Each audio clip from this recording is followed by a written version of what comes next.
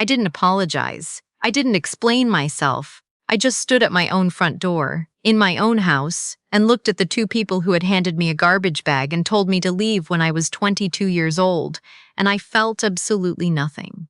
That's not entirely true. I felt something. I just didn't feel what they were hoping I'd feel. My mother was holding a casserole dish wrapped in foil, like she was showing up to a potluck. My father had his hands in his jacket pockets, looking at the ground the way he always did when he knew he'd done something he couldn't explain away. Behind them, the street was wet from an afternoon rain. The maple tree on the boulevard had gone full orange.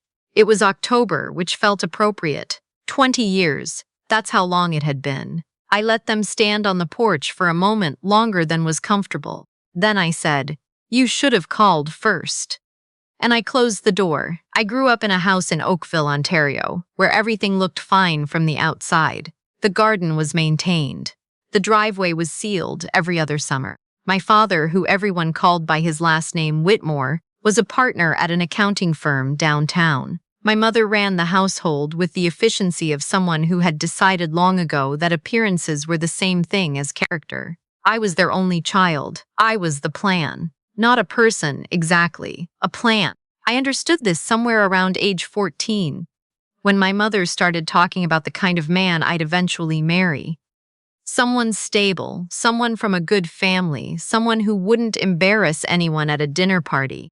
I was 17 when she started mentioning the Garfield family specifically, as in, their son is doing very well at Western, you know. As in, she had already mapped out a future that had nothing to do with what I actually wanted.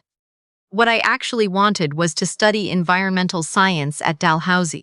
I wanted to move to Halifax and be near the ocean and figure out what kind of person I was when nobody was watching me be the plan. I told them this at dinner in April, the year I was finishing high school. I had my acceptance letter. I showed it to them. My father set down his fork and said the university was too far. My mother said Halifax was not a practical city. They said I could go to University of Toronto, live at home, and that was the end of the conversation. Except it wasn't. Not for me. I deferred my acceptance to Dalhousie by 1 year secretly. I worked at a garden center that summer, then at a coffee shop through fall and winter. I saved every paycheck. I opened my own bank account at a TD branch on Lakeshore, because my parents had signing authority on the one they'd set up for me as a teenager, and I needed something that was only mine. By March, I had close to $4,000. Not a lot. Enough. I left in April. I took one bag and my laptop, and I didn't tell them where I was going until I was already on the highway, and even then I only sent a text because my mother would have found a way to fill a phone call with enough guilt to turn me around. The text said, "I'm going to Halifax. I got into Doll. I'm going. I love you both, but I have to do this." My father called 4 times in the next 2 hours. I didn't pick up. My mother didn't call at all, which told me everything about which one of them was actually hurt and which one was furious. When I finally called back 3 days later, from a basement apartment on Roby Street that I'd found on Kijiji, my father said what he'd decided to say in the time between: "If you walk away from this family and do this on your own, then do it on your own. Don't come back here expecting us to fund your little adventure." I said I wasn't asking them to fund anything. He said, "Then we're done until you come to your senses." I thought that was the end of the conversation too. I was right about that one. The first year in Halifax was hard in the way that anything is hard when you do it without a net. I deferred again. I couldn't afford full tuition yet, and worked 2 jobs. Days at a cafe near the waterfront, evenings at a grocery store on Quinpool. I ate a lot of rice and canned chickpeas. I learned to budget with a level of detail I hadn't known was possible. I tracked every dollar in a notebook because I didn't trust apps yet, and because there was something clarifying about seeing exactly what you had and where it went. I applied for every bursary I could find. I got 2 of them. I enrolled part-time the following September. It took me 5 years instead of 4 to finish my degree because I was working the entire time. But I finished. I walked across that stage with a BSc in environmental science and a specific, detailed knowledge of how to make a very little money do a very large amount of work. Halifax had given me something else, too. Community. A group of people who had nothing to do with who my parents thought I should be. My closest friend, a woman named Priya, who I'd met through a study group in second year, was the first person I'd ever known who talked openly about money. Not in a braggy way, but in a practical, real way. She was from Brampton, working class, completely self-funded, and she had a spreadsheet for everything. She's the one who introduced me to TFSAs and FHSAs and the idea that personal finance was not something reserved for people like my father, that it was, in fact, most important for people like us. I started paying attention to money the way I'd once paid attention to ecosystems, understanding the inputs, the outputs, where things got wasted, where they moved. I took an online course, then another. Then, because I needed a job with benefits after graduation, and the environmental consulting market was moving slowly, I applied for an administrative role at a mid-size financial advisory firm in downtown Halifax. I was honest in my interview. I said I didn't have a finance background, but I had a very serious relationship with numbers, and could I please tell them about it? The woman who interviewed me laughed and said that was the most unusual answer she'd heard all week, and she hired me. Her name was Gwen. She became my boss and eventually, gradually, something close to a mentor. Within 2 years, I had moved from admin to a junior advisory support role. Within 4, I had passed my CSC, the Canadian Securities course, and was licensed. Gwen was the one who suggested I do it. She was also the one who sat across from me one afternoon with a coffee and said, "You're wasted in a support role. You need to be the one sitting across from the client." I didn't believe her at first. I thought about my father, who had always implied that competence in financial matters was something men arrived at naturally and women arrived at through marriage. But then I thought about my notebook from 2006, when I was living on Roby Street tracking every bus fare and every bag of rice, and I thought, I have been doing this my entire adult life. I already know how to do this. So I said yes to Gwen's suggestion, and I started. By the time I was 35, I was a senior financial advisor at a firm I genuinely respected, with a client portfolio I'd built over 8 years, and a condo in the north end of Halifax that I owned outright, bought with a combination of disciplined saving, a good FHSA, and a refinancing decision I made during a brief window in 2019 when rates were cooperative. I want to be clear about something. I am not telling you this to brag. I'm telling you this because I need you to understand where I was standing when they showed up. I had built something, carefully over a long time, on my own. Not because I was exceptional, but because I'd had no other option and I'd refused to let that be the reason I failed. I had a good life. A quiet one, mostly. Priya had moved back to Toronto after a few years, but we talked every week. I had colleagues I liked. I had a routine I'd designed exactly the way I wanted it. I had a dog named Fig who required a walk every morning and had strong opinions about where the walk should go. I did not think about Oakville very often. I thought about it sometimes, the way you think about a house you used to live in, with a kind of distant recognition, like it happened to someone else. Then my mother sent a letter, an actual letter, handwritten, to my work address. I don't know how she got my work address. I think about that sometimes. I think she must have found the firm's website and just assumed. The letter was 2 pages. It said that my father had retired and they had sold the house in Oakville and moved to a condo in Burlington. It said that they were getting older. It said she hoped I was well. It said, and this is the part that stayed with me, "Your father and I have been thinking about legacy. We have some things that should go to you. We'd like to talk." Legacy. I read the word 3 times. I thought about a lot of things in the days after that letter arrived. I thought about the text message I'd sent from a car on the QEW in April when I was 22. I thought about my father's voice on the phone saying, "Do it on your own then." I thought about every student loan payment, every skipped vacation, every year I filed my own taxes on a kitchen table at midnight because I couldn't afford an accountant yet, and also didn't want to ask for help from someone in that industry because I was trying so hard to prove I didn't need it. I thought about the word legacy, and then I thought, they're not coming to give me something. They're coming because they need something from me. I didn't write back. I wasn't ready. I wanted to understand first. I called my father's old firm. Not to speak to him, he'd retired, but because I knew someone there from a professional event I'd attended in Toronto 2 years earlier. Not a close contact, just someone who knew the landscape. I asked some careful questions. I didn't learn much, but I learned enough. The firm had restructured. There had been a payout for partners at retirement, and the number was not what it once would have been. The real estate market in Burlington had been unkind to people who'd bought in at the top in 2021 and 2022. I didn't have complete information, but I had enough to know the shape of the thing. 2 weeks after the letter, my mother called my cell phone. I don't know how she got that number either. I'm choosing not to think about it too hard. I picked up because I'd decided to pick up. I'd made that decision. She said, "Hazel, it's your mother." I said, "I know." She said they were coming to Halifax for a few days. She asked if we could meet. She said they just wanted to talk in person, just the three of us. I said I'd think about it and call her back. I took 3 days. I talked to Priya, who said what she always says, which was, "What do you actually want out of this? Not what you think you should want. What do you want?" I talked to Gwen, who listened without offering an opinion, which was more useful. I walked Fig an extra loop around the Commons every morning and tried to be honest with myself.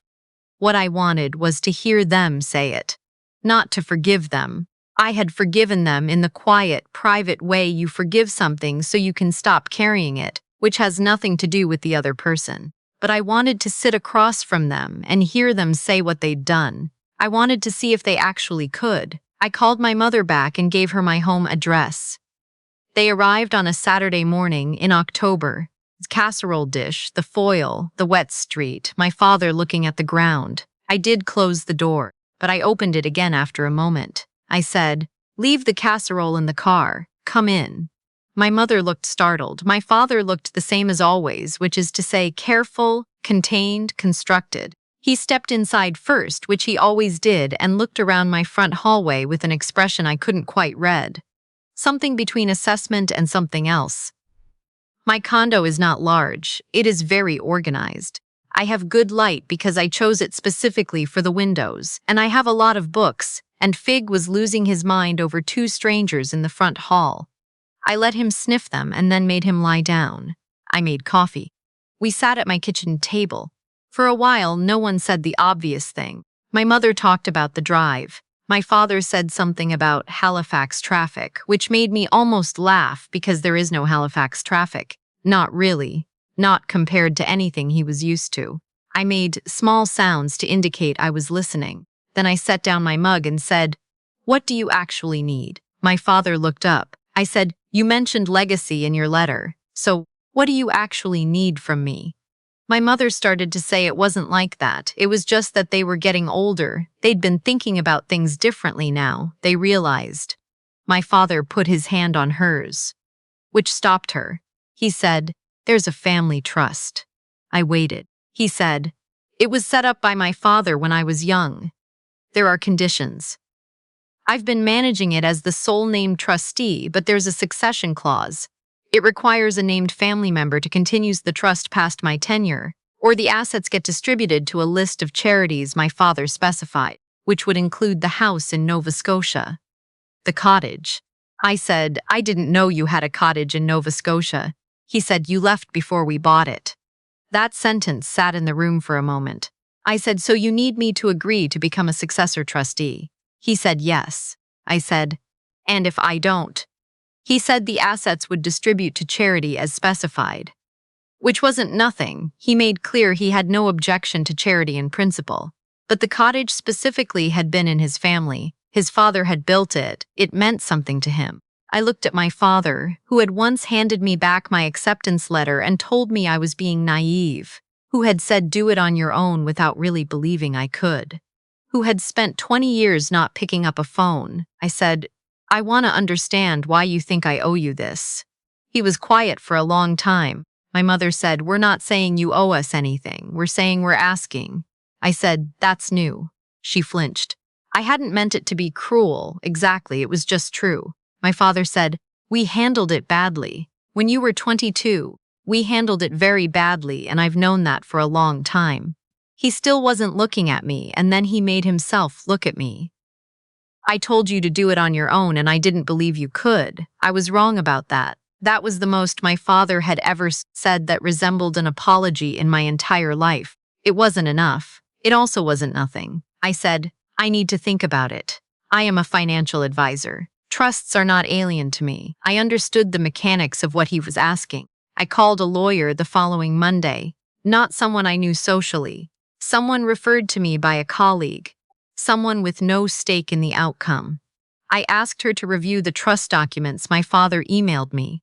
I wanted to understand what I was actually looking at before I made any decision. What I found, with her help, was this. The trust was real. The succession clause was real. The assets were meaningful. The cottage in Pictou County, some investment holdings, a small amount of real estate.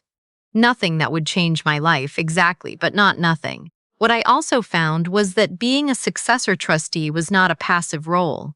It would require ongoing responsibility. It would tie me legally to my parents' estate and to decisions they had made over decades. It would mean regular contact, regular communication, a formalized relationship I had spent 20 years not having.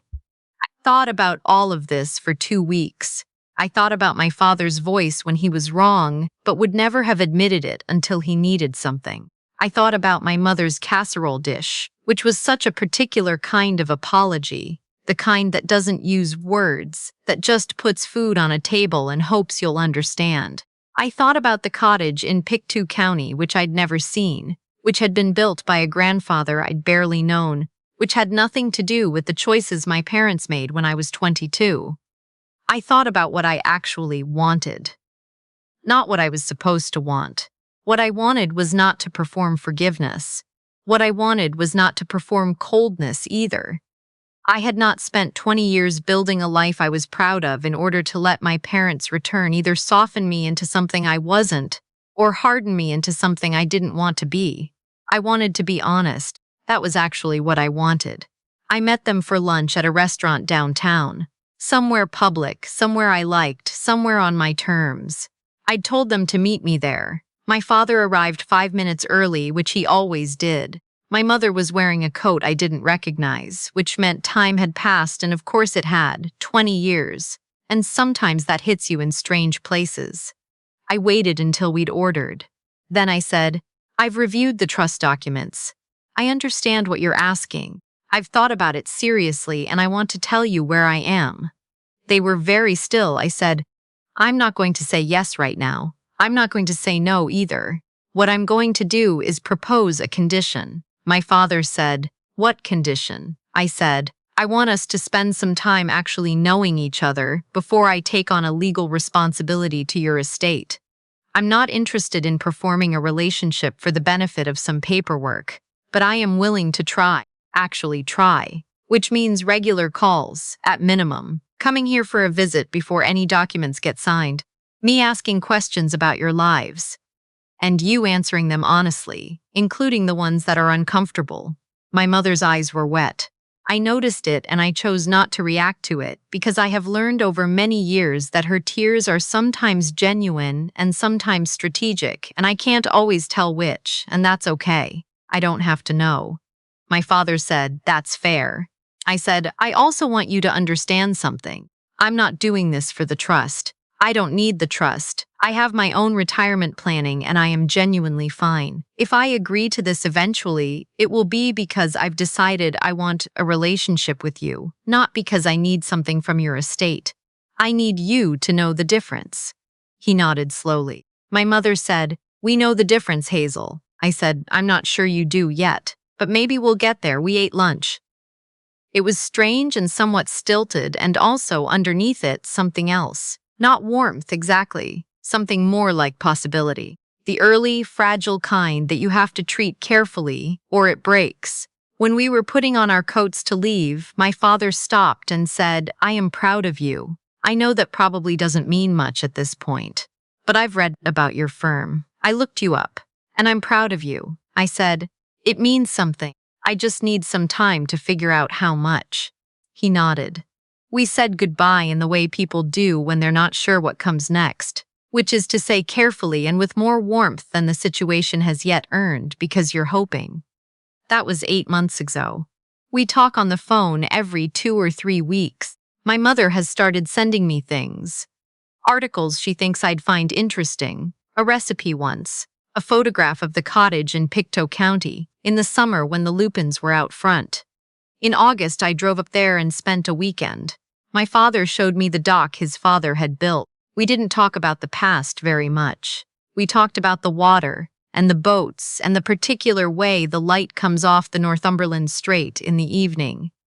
I have not yet signed any trust documents. I have told my lawyer to stay ready. I don't know what I'll decide. I know that I'm deciding it for myself, in my own time, based on what I actually want, not what I owe them, not what I'm expected to do, not what would make a better story in either direction. What I know for certain is this. I built my life while they were waiting for me to come back and fit into theirs. I learned that money is just the formal language of choices. I learned that the people who show up when you're in the coffee shop at 7 in the morning and you've got nothing are more family than the ones who handed you a garbage bag and called it a lesson. Priya still calls me every week. Gwen retired last year and sent me a card that said, simply, "You were always the one sitting across from the client." Fig is 10 years old now and still has opinions about where the morning walk should go. I have not forgiven my parents in the way people mean when they say the word, the full ceremonial release of it, but I have made room. That's the most honest thing I can tell you. I have made room. The maple tree on my boulevard has gone orange again. It's October. Another one.